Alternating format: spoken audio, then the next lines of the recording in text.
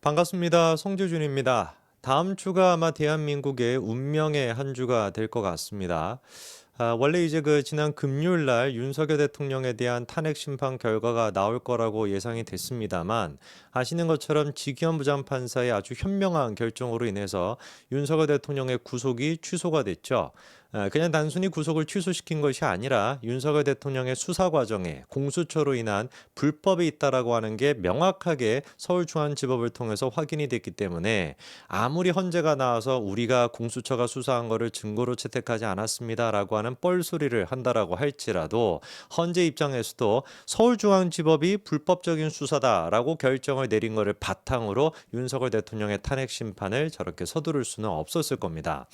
그러다 보니까 금요일 날로 예정이 돼 있었던 탄핵 심판이 지금 미뤄져 가지고 언제가 될지 아무도 모르는 상태인데 얘기가 나오는 것은 아마 다음 주 금요일 즈음에 다가오는 금요일 즈음에 하지 않겠냐 뭐 이런 지금 얘기들이 여러 가지가 있습니다.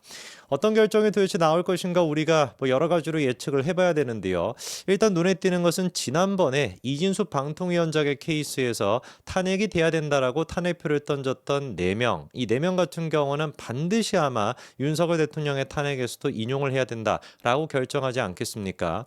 물론 이제 몇몇 언론사들은 그런 식의 기사를 쓰고 있습니다. 최재 감사원장의 케이스, 검사들의 탄핵한 케이스 이거를 봤었을 때 헌재도 지금 좀 눈치를 보고 있나 보다 이렇게 얘기하고 있습니다만 저는 전혀 동의할 수 없습니다. 원래 좌파로 살아가는 사람들 그리고 뭐 좌파뿐만 아니라 뭐 스스로 뭐 이제 뭐 진보라고 얘기를 합니다만 좌빨로 살아가는 사람들은 그거 잘 안 바뀝니다. 그 뭐라고 해야 됩니까? 그 본성이라고 해야 되나 그 특성이라고 했나 그거 잘 바꾸기가 어려운 수준을 넘어서 제가 보기엔 불가능해요. 그래서 이진수 방통위원장 이틀밖에 일하지 않았던 사람을 가지고 탄핵안이 정당하다라고 얘기했던 헌법재판관들이 그 4명이 과연 그 사이에 정신을 차려가지고 무슨 내가 뭐 잘못 생각을 했나 보다 이제부터는 진실이 무엇인지 알았으니까 제대로 해야지 최재해도 당연히 기각이 돼야 되고 검사도 당연히 기각이 돼 이러겠습니까? 택도 없는 소리입니다. 자, 실제로 그래서 지난번에 이제 이미선, 정정미, 정계선, 문영배 4사람 같은 경우는 아예 이진수 방통위원장도 탄핵을 시켜야 된다라고 얘기를 했었는데요. 이번에 같은 경우는 겉으로는 일단 기각이 돼야 된다라고 결정을 내리기는 내렸습니다만 이미선, 정정미, 정계선 3사람 같은 경우는 별개 의견까지 내놨습니다. 그리고 이 별개 의견을 봤었을 때 그리고 이 별개 의견뿐만 아니라 사실상 각하시키지 않은 이유만 보더라도 결코 우리가 이미선과 문영배와 정정미, 정계선이라고 하는 4사람에 대해 가지고 우리가 긴장의 끈을 놓아서는 안 된다. 이 4사람에 대해 가지고 우리가 화력을 집중시킨다라는 게 집단 린치를 해야 된다 이런 뜻이 아니라 말도 안 되는 짓거리를 하지 못하더라도 국민들이 이거를 바라보고 있다라는 인식을 이 사람들한테 줘가지고 이상한 행동을 하지 못하도록 만들어야죠. 이 4사람뿐만 아니라 남아있는 4사람 같은 경우도 사실 4사람 가운데 3사람만 똑바로 결정을 내려주면 됩니다. 그리고 그 결정을 내리는 데 있어가지고 가장 중요한 역할을 하는 사람이 누굽니까? 정영식 재판관 아니겠습니까? 지난번에도 제가 말씀을 드렸습니다만 정영식 재판관이 제일 먼저 결정을 내려요. 그러니까 이게 탄핵 심판 같은 걸 할 때 어떤 식으로 하냐 4명이 무슨 콘클라베 같이 그런 식으로 종이에다가 넣어가지고 태우고 이렇게 하는 것이 아니라 그냥 테이블에 이렇게 쭉 둘러 앉아가지고 8명의 이제 판사가 있으면 재판관들이 있으면은 한 명씩 번갈아 가면서 나는 찬성 나는 반대 이렇게 얘기하는 거예요. 나는 기각이다 나는 인용이다 이런 식으로 얘기를 해가지고 결정을 하는 것인데 이러다 보니까 재판관들 중에서 어떤 사람들 약간 좀 아리까리했던 사람들 야 이거 내가 탄핵 좀 안 될 것 같은데 이거 자칫 잘못해가지고 말도 안 되게 서울중앙지법이 이거를 불법 수사라고 했는데 이 불법을 바탕으로 내가 탄핵을 인용했다가 역사에 내 이름이 남는 거 아니냐 이미 윤석열 대통령에 대한 탄핵, 대통령에 대한 탄핵 자체만으로도 역사 이름이 남게 되는데 거기에다가 계엄과 관련된 문제다 보니까 이거는 근현대에서 안 달아줄 수가 없는 그런 지금 내용 아니겠습니까? 근데 이 사후 지금 과정을 처리하는 데 있어가지고 헌재가 불법이 있었어라고 하는 내용이 역사에 남게 된다면은 그리고 거기에 내 이름이 남게 된다면은 이거는 내가 진짜 이거 좀 문제가 되지 않을까라고 걱정하는 애매모호한 사람들이 분명히 있을 거란 얘기예요.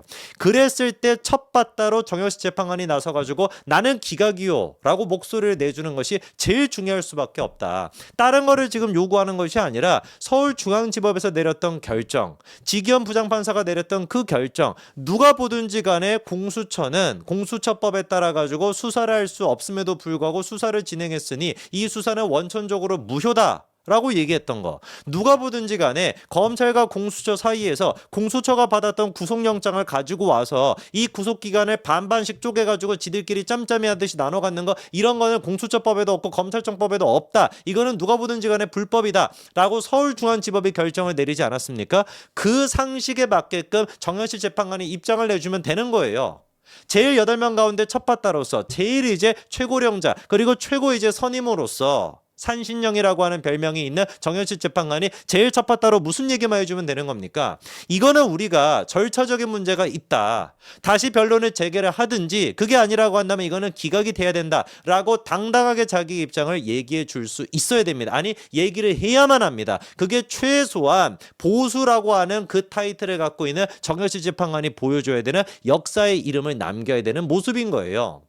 그렇게 제가 봤을 때는 정현실 재판관의 입장을 낸다? 그러면 물론 이제 문영배, 이미선, 정정미, 정계선 이 네 사람이야 뭐 뻔할 뻔짜겠죠. 그죠? 100% 윤석열 대통령에 대해 가지고 인용 결정을 내리지 않겠습니까? 어쩌고저쩌고 얘기를 하면서 이 사람들은 뭐 볼 것도 없는 것이고, 나머지 그러면은 세 사람, 나머지 세 사람이 누구한테 영향을 받을 수가 있다? 이 정현실 재판관의 영향을 받을 수가 있다라는 것이죠. 그러면은 이진수 방통위원장의 케이스에서도 상식적인 결정을 내렸던 4명, 그 4명이 윤석열 대통령에 대한 케이스에서도 계엄이 옳다라고 뭐 얘기하는 것은 아니지만, 탄핵 심판 자체가 이거는 절차에 허점이 있었기 때문에, 절차상의 오류가 있었기 때문에, 계엄은 잘못됐지만 절차가 잘못됐기 때문에 탄핵은 기각돼야 된다, 이런 입장을 충분히 저는 낼 수 있다라고 봅니다. 왜? 이분들은 이미 이진수 방통위원장의 케이스에서 상식적인 모습을 보여주셨기 때문에 정현실 재판관이 일바따라서 입장을 정확하게 낸다면은 충분히 저는 그렇게 입장을 바꿀 수 있다라고 봅니다. 이게 왜 중요하냐면은요, 서울중앙지법에서 지금 어떻게 했습니까? 절차상의 문제가 있다라 그래서 못을 박았어요. 검찰이 거기에다가 항고까지 않았기 때문에 이거는 지금 결정이 된 겁니다. 최종적으로. 사실상 그러면은 형사재판 에서 윤석열 대통령 같은 경우는 1심, 2심, 3심 싹 다 뭐가 될 수밖에 없어요. 무죄가 나올 수밖에 없습니다. 왜냐하면 이게 지금 다른 사람이, 저 같은 사람이 무슨 뭐 그게 뭐 무죄다, 아니 뭐 저 같은 사람이 그게 이제 뭐 절차상 문제가 있다, 공수처가 수사가 불법이다, 이렇게 얘기하는 게 무슨 의미가 있겠냐고요. 제가 얘기하는 것이 아니라 서울중앙지법의 판사가, 영장을 사실상 담당하는 판사가 이 수사 과정에서 공수처의 수사가 불법이라고 확정을 했기 때문에, 검찰 또한 마찬가지로 불법에 지금 연루가 돼 있다라고 확정을 내렸기 때문에 이 부분에 누가 영향을 받을 수밖에 없어요? 2심, 3심이 영향을 받을 수밖에 없습니다. 1심이야 당연히 직연 판사가 하는 것이고 2심, 3심 판사도 영향을 받을 수밖에 없거든요. 불법이었던 수사가 갑자기 합법이 될 수 있는 것도 아니고, 불법이었던 수사를 합법으로 바꾸기 위해서라도 뭘 했어야 되는데, 검찰 측에서 항고를 했어야 되는데 그 항고도 안 하지 않았습니까? 명확하게 그러니까 검찰의 수사와 공수처의 수사 같은 경우는 지금 불법이 있다라고 인정이 된 겁니다. 직연 판사는 1심에서 그러니까 100% 무죄를 던질 수밖에 없고, 2심, 3심 같은 경우도 수사 절차상의 문제가 있는데 어떻게 이거를 뒤집을 수가 있겠냐고요. 형사재판에서 그렇기 때문에 윤석열 대통령은 무죄가 나올 것입니다. 그러면 도대체가 헌법재판소는 뭐를 근거로 해가지고 탄핵을 시킬 수가 있겠습니까? 만약에 헌재가 계엄을 바탕으로 해가지고 윤석열 대통령을 탄핵을 시켜놨는데, 형사재판 같은 경우는 정작 형사재판에서는 윤석열 대통령의 내란죄, 계엄에 대해 가지고 무죄 선고가 나온다라고 한다면 그거 헌재가 뒷감당할 수 있겠습니까? 이미 공수처 같은 경우는 지금 공중분해된 상태잖아요. 법원에서 나서가지고 공처 수사가 불법이라고 했는데 얘네들이 살아남을 방도가 뭐가 있겠습니까? 오동훈이 됐거나 이런 인간들은 지금 구속되는 날만 기다리고 있겠죠. 헌재가 그 루트에, 그 기차에 올라타서는 안 된다라는 겁니다.